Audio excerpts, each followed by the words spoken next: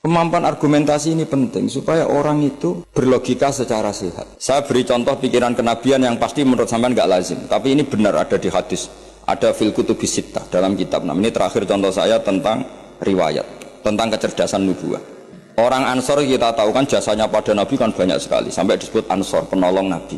Jasanya Masya Allah. Tapi ketika Nabi ngalami futuhat, setelah menaklukkan Mekah, setelah Nabi kaya, setelah Nabi mapan, semua fasilitas Nabi itu dikasihkan orang-orang yang barusan masuk Islam, yang notabene tidak berkontribusi sama sekali. Itu ada satu orang dikasih kambing, itu Mabinal Jabalain. Itu ada yang ngitung 4.000 kambing, sampai 2 gunung itu penuh. Nah, pikiran manusia tentu yang berkontribusi kan dapat jatah, apalagi partai politik kan mesti pikirannya seperti itu.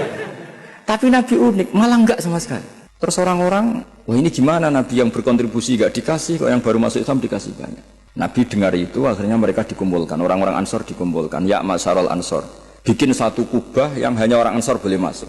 Nabi itu cara berpikir begini, ya Masyarul Ansor, orang-orang tadi yang tak kasih kambing, tak kasih unta, kemudian mereka kemana? Ya pulang setelah dapat unta dan mendapat kambing.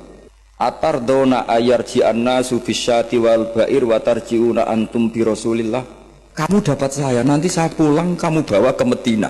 Milih mana, dapat saya sama dapat kambing? Wah ya milih dapat kamu ya Rasulullah. Itu satu.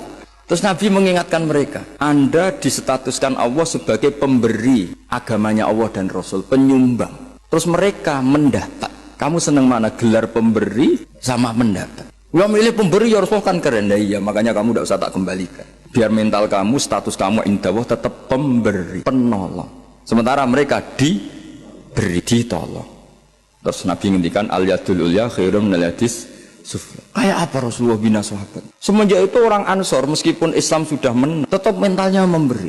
Misalnya kita menghormati yatim, suatu saat anak yatim ini jadi dokter sukses atau pejabat sukses. Kita harus berdoa supaya anak yatim itu lupa ke kita. Sekali ingat, kamu dulu tak rumat loh, ingat. Status ini tidak boleh batal sampai kamu ketemu Allah nanti di akhirat. Kan eman berstatus anak wa kafilul yatim kahata ini fil jannah, saya dan perumat anak yatim seperti ini di surga. Tapi setelah yatimnya besar jadi dokter, minta apa? Minta. Loh kalau kita tidak minta nggak masalah. Misalnya anak yatim itu punya etika kemudian memberi kita, itu dalam syariat Islam kalau memberi itu nggak apa-apa, kita nerima. Tapi kalau minta-minta itu masalah besar dalam tradisi apa? Islam.